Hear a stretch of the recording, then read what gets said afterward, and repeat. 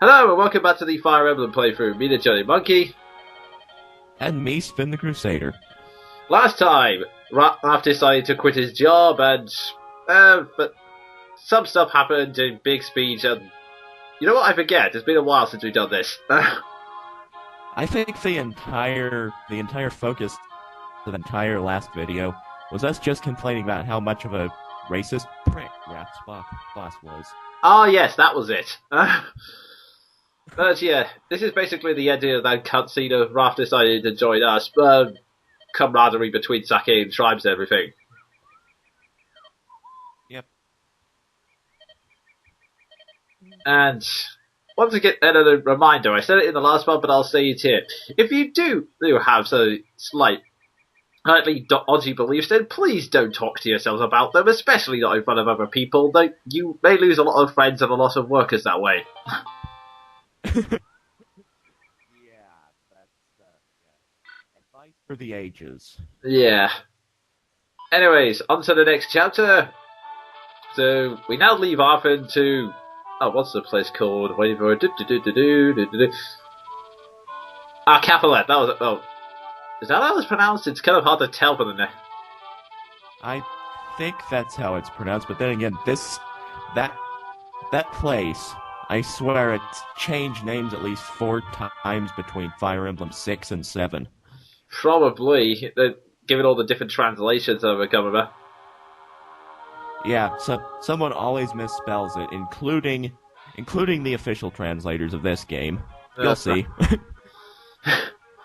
Anyway, we're now introduced to the new character, this boy.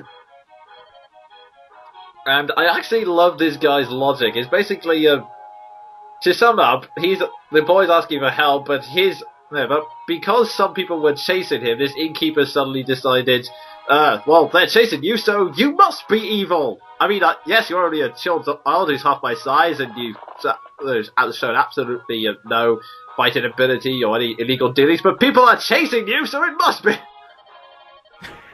Yeah, that's some real Nintendo logic there. Yeah. It must be your fault. I mean, it's not like they're trying to kidnap you or anything. Oh, wait, they are. Yeah, there are just some things in Fire Emblem that don't make sense, but hey, it's narmfully hilarious.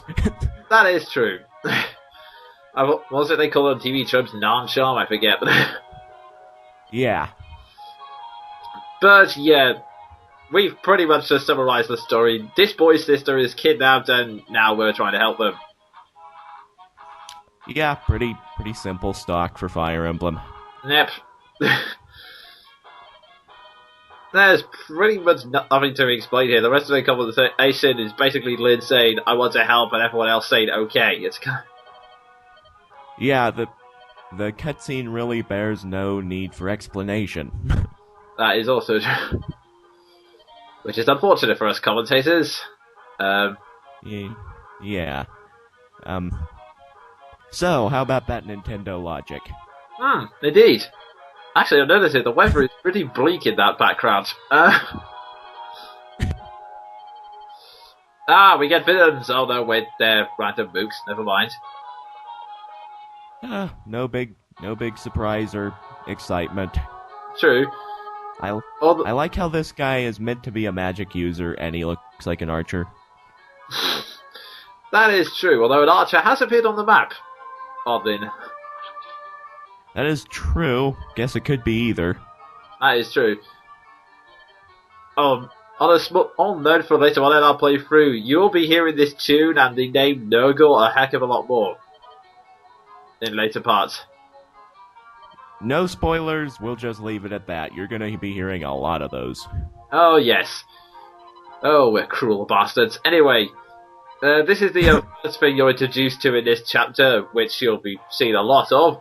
Although, not in this playthrough, I'll be cutting out most of the time. But yeah, this is basically the preparation screen, where you can pretty much set everything up, including what units you'll use for this chapter. Yet you can't use all of the units in every single chapter.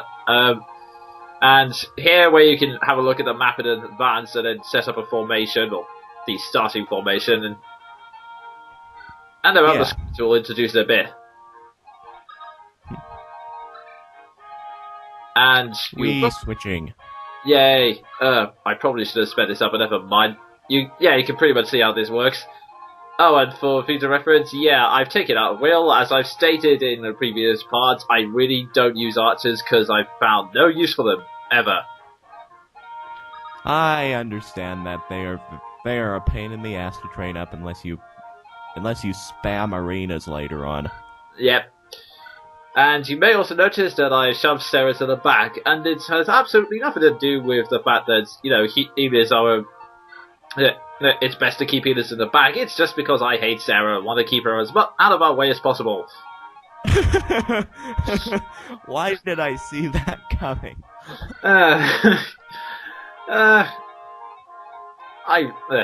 My hatred's not very easy to disguise. Anyway. Anyway, this is the last screen, the trading screen, where basically you can just exchange any items the characters have on them. Yeah, more switching. And that's it. And yes, you can see why I'll be cutting the screen out in later issues, but oh look, a new character.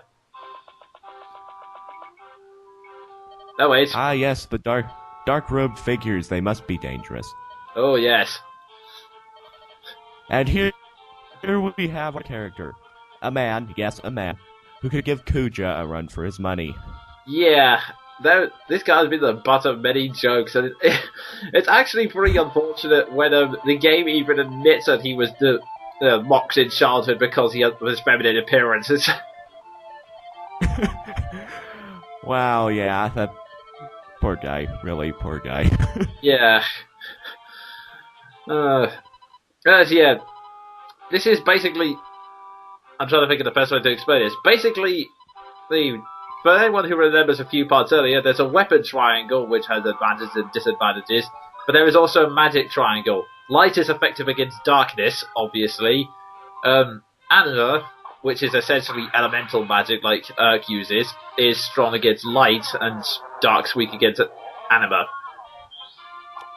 Yep, pretty simple once you get the hang of it, and I also love that Anima magic is described as truth magic, and it's strong against light magic, which is basically religion.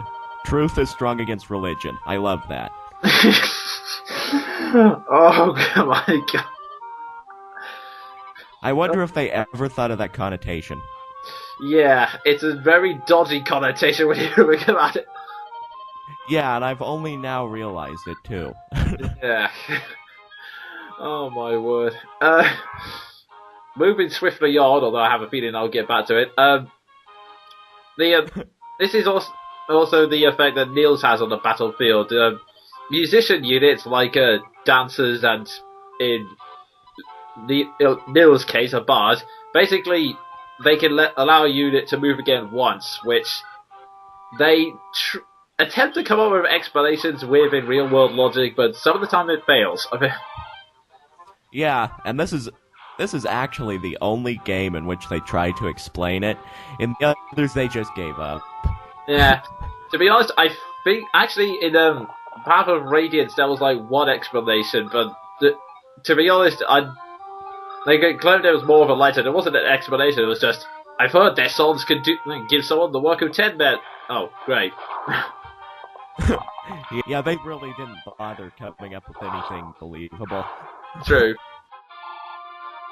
Spoiler away, at the end of this chapter we'll also be introduced to another element called side quests. Now to unlock those you have to achieve a certain condition, and in this case it's complete the level objective in about 15 turns, and in this case the condition is beat the boss. And we're going to speed that up by sending the good old Pegasus Knight Florida over there. Yeah. Gotta love those uses for the magic resistance they have on them. Yep, that's it. Then. And thank you, that saves me explaining, because, yeah, one other tip to you, if you're trying to fight mages, Pegasus Knights have a high resistance, therefore they can kill them. Yes, quite handily, too. Yeah. Especially shamans, because shamans are ungodly slow. Yeah, shamans have power, but not much else in terms of... Yeah, they're basically the axes of the magic triangle. That's actually a good way to explain it. But anyway, that was me, the Jonin Monkey. And me, Sven the Crusader. Insert witty one-liner here.